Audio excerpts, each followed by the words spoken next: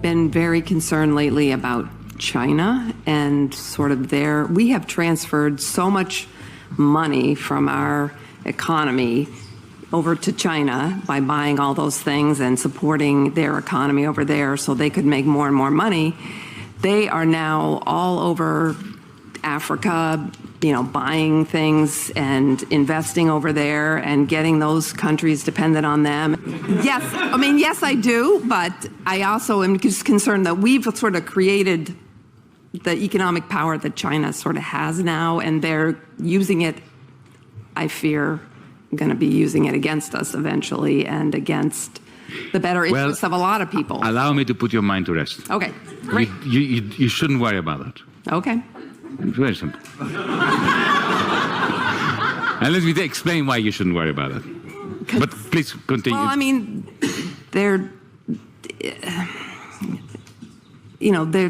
they're in Africa. They're lending money to countries to build ports and different infrastructure. To build what? Port. And harbors. What's wrong with that? Because countries that need ports get ports. But they're making people dependent on. I know it's the same thing that we've done, which is no, it's not. Around the world. They are far more humanistic than the United States ever was. Really? Okay. Absolutely. Great. So let me give you an example. Of course, they are peddling for influence. Yeah. Yeah. But they are non-interventionist. Absolutely non-interventionist in a way that Europeans, the West, has never managed to fathom. But I have a feeling they have a longer-term thought process that is more interventionist. Right. But anyway, let's judge what we see. Let's judge what. Okay. Wait, let's start at the beginning. The Chinese never asked Apple to go to Shenzhen and produce all the iPhones. It was Steve Jobs that decided that. Yeah. Mm-hmm. It was not China that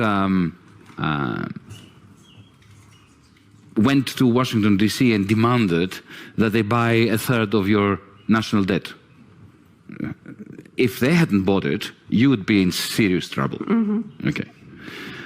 Number three, I did allude to this in my talk. If in 2008 China had not cranked up their credit bubble, you would be in a new Great Depression now. Mm-hmm.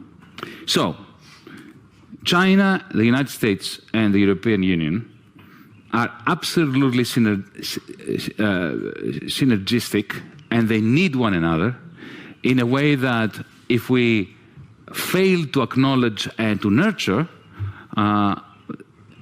billions of people, including the majority of the people in this country, are going to suffer. Now, I am not going to stand here and defend China and the Chinese Communist Party. When it comes to the influence of China outside its borders, I have to say, firstly, it's quite remarkable that they don't seem to have any military ambitions.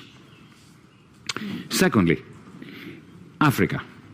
I'll give you an example, a specific example. Ethiopia.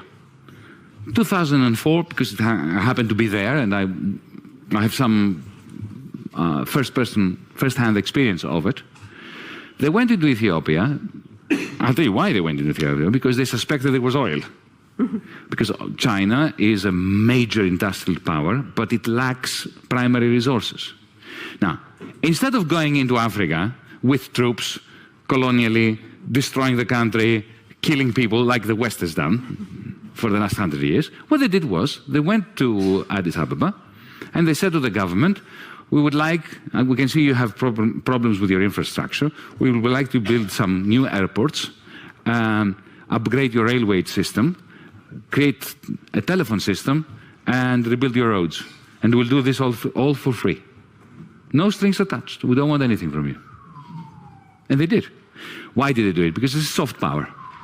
Because because they knew that if oil is discovered, and it was discovered later, then, of course, the Ethiopian government will be much more open to Chinese oil companies coming there. They have never combined their investment with imperialistic. When I was Minister of Finance, I had a very interesting experience with Costco one of the Chinese national companies that in the end bought the port of Piraeus. When I moved into the ministry, I found a contract from the previous government that they had already sold the port of Piraeus for a pittance and other ridiculous conditions to the Chinese, under the guidance, of course, of the European Union and the International Monetary Fund as well. And in other words, as a minister, I was bound to a particular deal that was terrible for Greece. And I went to the Chinese and discussed it with them. And I was really astonished. I said to them, look, you're paying too little, you're not committing to a sufficient level of investment, and you are treating our workers as fodder. You are effectively subcontracting labor to horrible companies that exploit the workers, and I can't deal with this. Effectively, I proposed to them to renegotiate the contract. So instead of getting 67% of the shares of the port, they would get with the same price 51%. The remaining shares would go into the Greek pension fund system in order to bolster the capitalization of the public pensions. Secondly, I want you to commit to 180 million euros of investment within 12 months. And thirdly, proper collective bargaining with the trade unions and no subcontracting of labor. And to my astonishment, they said, okay. Can you imagine if that was a German company or an American company? That's why I'm saying I don't think you should worry. Okay.